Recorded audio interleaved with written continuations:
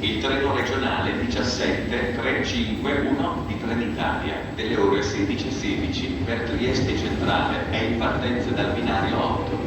Ferma in tutte le stazioni.